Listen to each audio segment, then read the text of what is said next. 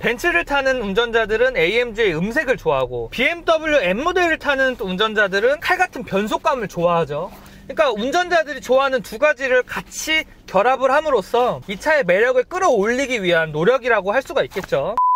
여러분 안녕하세요, 김상준 기자입니다. 오늘 함께 만나보실 차량은 소나타 N 라인입니다. 최근에 귀신이 나오는 광고가 상당히 인기를 끌고 있고 저도 상당히 궁금한 차량인데 유튜브나 미디어를 통해서 소나타 N 라인을 인제 서킷에서 타는 영상을 많이 보셨을 거예요. 저는 이 차를 타고 퇴근을 하면서 일상적인 영역에서는 이 차가 어떤 느낌을 갖고 있는지 살펴보겠습니다. 우선 차량을 경험하신 구력이 많으신 분들일수록 좀 연세가 많으신 분들이 되겠죠.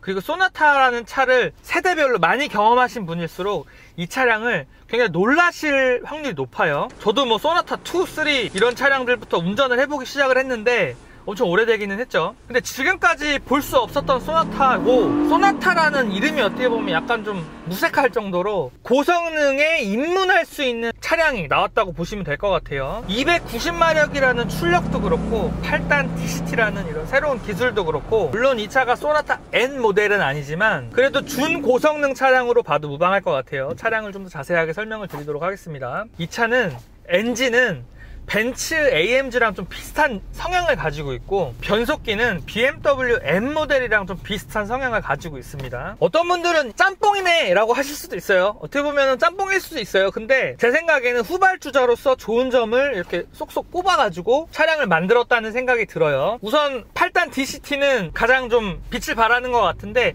직결감이 상당히 훌륭합니다. 그리고 나름 고회전 6000, 7000 RPM까지 이렇게 고회전을 쓰면서 적재적소에 이렇게 변속을 딱딱 맞춰서 들어가기 때문에 이 변속의 직결감이 상당히 만족스러운데, 이 부분이 BMW랑 비슷하다 이런 느낌을 말씀을 드린 거고, 엔진 같은 경우에 벤츠랑 비슷하다고 말씀드렸던 거는 들리는 음색이라든지 반응성이라든지 기타 세부적인 이런 움직임들, 특히 음색이 아무래도 영향을 많이 미칠 것 같은데 벤츠 AMG 모델들하고 약간 비슷한 성향을 가지고 있어요. 근데 제가 말씀드린 두 가지는 운전자들이 굉장히 좋아하는 겁니다. 벤츠를 타는 운전자들은 AMG의 음색을 좋아하고 BMW M 모델을 타는 또 운전자들은 칼 같은 변속감을 좋아하죠. 그러니까 운전자들이 좋아하는 두 가지를 같이 결합을 함으로써 이 차의 매력을 끌어올리기 위한 노력이라고 할 수가 있겠죠. 한 가지 재미있는 사실은 지금 탑재된 2.5L 터보 엔진 290마력을 발휘를 하는데, 이 2.5 엔진은 현대차 그룹에서 향후에 아주 다양하게 쓰일 엔진이죠. 지금도 다양하게 쓰이고 있고, 뭐 전륜구동 차에도 쓰이고 후륜구동 차에도 쓰이고 상시 사륜구동 차에도 쓰이고 앞으로도 많이 쓰일 엔진인데, 변속기와 마찬가지로 엔진도 내구성이 나중에 검증이 돼야 되겠지만 현재 이 세팅되어 있는 이 상태값은 상당히 훌륭합니다. 290마력이라는 출력을 발휘를 하고 있는데 실제로 도로에서 주행을 해보면 200마력 후반대 차량을 타고 있는 느낌이 들어요. 확실히 뻥마력이 아니라 200마력 중반 아래로 떨어지는 이런 차를 운전하고 있다는 느낌이 아니라 이 차 타다 보면은 200마력 후반대 차량을 타고 있다 이런 느낌 확실히 듭니다. 현대차가 그래서 이 차를 서킷으로 불러서 시승 행사를 한 것 같아요. 자신 있으니까, 변속기랑 출력 자신 있으니까 한번 서킷에서 타봐라. 그래서 많은 분들이 호평을 하셨고, 실제 도로에서도 부족하지 않은 출력을 발휘를 합니다. 사실 일반 도로에서 200마력 중반 이상의 출력만 가지고 있으면 얼마든지 가속이나 이런 부분이 충분하게 가능한데, 200마력 후반 거의 300마력에 가까운 출력을 갖고 있다 보니까 내가 원하는 대로 출력을 발휘할 수 있다는 점, 속도를 내고 싶을 때 좀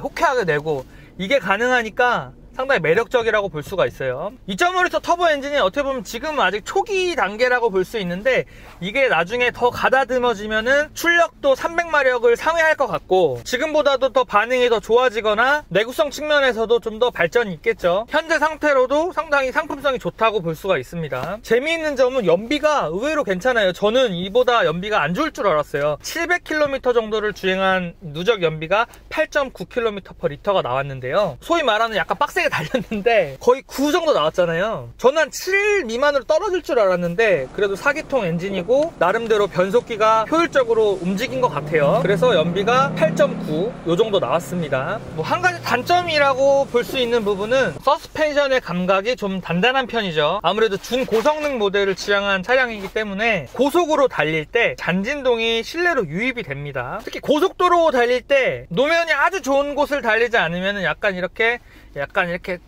튀는 현상, 이렇게 잔잔바리를 튀는 이런 현상이 일어나는데, 어떻게 보면 이 고성능 차들의 숙명이라고 볼 수도 있어요. 차감이 아주 좋다고 볼 수는 없죠. 고속에서 그 노면의 잔진동 그런 게 싫으신 분들은 이 차를 못 타실 것 같아요, 제 생각에는. 그래서 이 차 궁금하신 분은 시승을 꼭 해보시고, 특히 고속도로에서 주행을 해보시고, 그래서 이 차의 주행 감성이라든지 승차감이 내가 감안할 수 있겠다, 이런 분들만 차량을 구매하시는 게 좋을 것 같아요. 결론적으로 하나 더 말씀을 드리면, 소나타 영상이 저희 채널에도 여러 개 있잖아요. 다양한 모델의 리뷰가 준비가 되어 있는데, 소나타 궁금하신 분들은 보시면 될 것 같고요. 제가 소나타 N9까지 타보고 결론을 낸 건 뭐냐면, 좀 재미있고 잘 나가는 소나타 사고 싶다 그러면 N9을 사시면 될 것 같고요. 연비하고 승차감 좋은 소나타 사고 싶다 그럼 하이브리드 사시면 됩니다. 결론을 딱 지어서 말씀드릴 수 있을 것 같아요. 스티어링 휠, 그러니까 소위 핸들링이 좀 더 정밀해지고 날카로워졌다고 하는데, 뭐 약간 느껴지기는 하는데 엄청 막 달라질 정도는 아니고, 브레이크도 막 고성능 브레이크라고 할 수는 없지만 290마력이라는 출력과 거의 비례하는 수준의 제동력 시스템이 탑재가 됐고,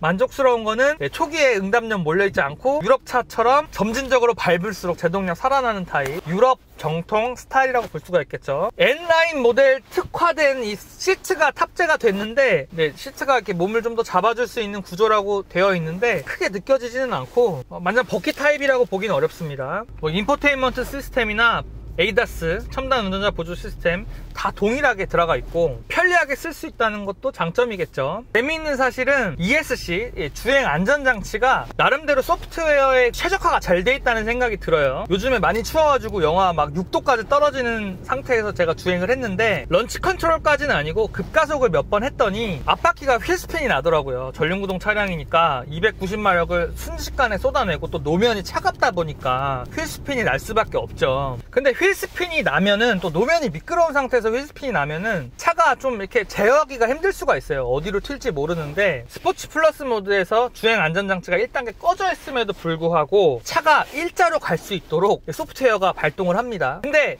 재미있는 거는 운전자가 알아차리기가 쉽지가 않아요. 주행 안전장치가 막 개입된다 막 이런 느낌이 드는 게 아니라, 휠스핀이 나는데도 똑바로 가네? 요렇게 돼서 내가 운전을 잘하고 있는 건가? 네, 이런 생각이 들 정도로 소프트웨어가 좀 은근하게 가입을 해요. 츤데레 같이. 그래서 하드웨어적인 측면보다 소프트웨어적인 측면을 많이 고민을 했구나, 이런 부분을 확인할 수가 있었고, 이 부분은 칭찬해줘도 될 것 같아요. 결론을 한번 내볼게요. 고속도로 달릴 때 이 잔잔한 진동 빼고는 이 차는 큰 단점은 없는 차라고 보여집니다. 여러 번 말씀드렸지만 내구성 측면만 받쳐준다면 고성능 국산 중형 세단을 원하셨던 분들한테 호평을 받을 것 같고요. 다만 한 가지 말씀드리고 싶은 거는, 다양한 옵션들을 다 집어넣으면은 4천만 원이 넘어요, 이 차가. 제 생각에는 프리미엄 트림 3,053만 원인데 가장 낮은 트림이거든요. 가성비가 굉장히 좋다고 생각이 듭니다. 그래서 가장 낮은 트림에다가 필요한 옵션만 넣으셔서 한 3,200에서 300만 원 정도 가격대의 차량을 구매하신다면 굉장히 재미있고 출력도 높은 차를 합리적인 가격의 차량을 살 수 있다고 생각이 돼요. 그러면 풀옵션 다 하면 4천만 원 초반인데